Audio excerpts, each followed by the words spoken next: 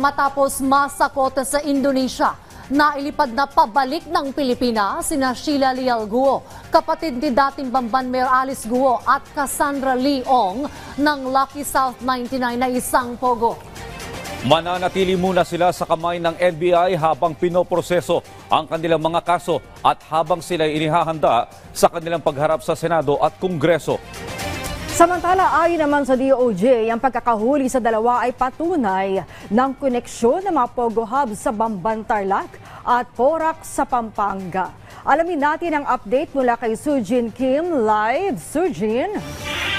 Yes, Maan, nakalapag na pasado alas 5 ng hapon sa NAIA Terminal 1 ang kapatid ni former Bamban Mayor Alice Guo na si Sheila Leal Guo. Kasama rin si Cassandra Leong, isa sa mga incorporator ng Lucky South 99, ang pogo na iniimbestigahan sa Porac, Pampanga.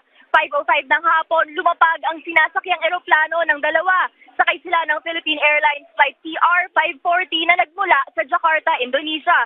Sinundo ang dalawa ng mga kawani ng Bureau of Immigration mula rin sa Indonesian Immigration.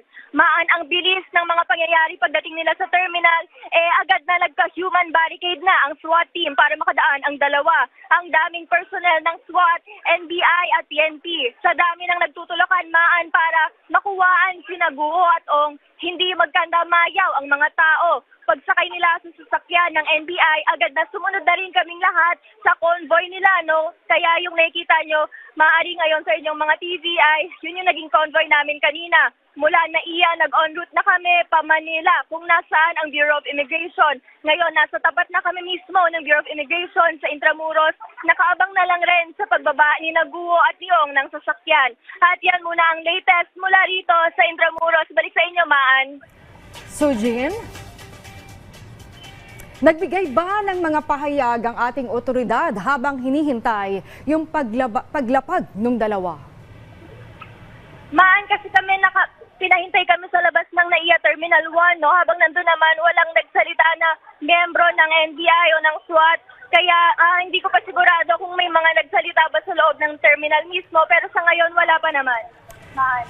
Alright, ang tabayanan namin, Sujin, yung iba pang mga detalye pagdating nyo sa NBI. Maraming salamat sa iyo, Sujin Kim.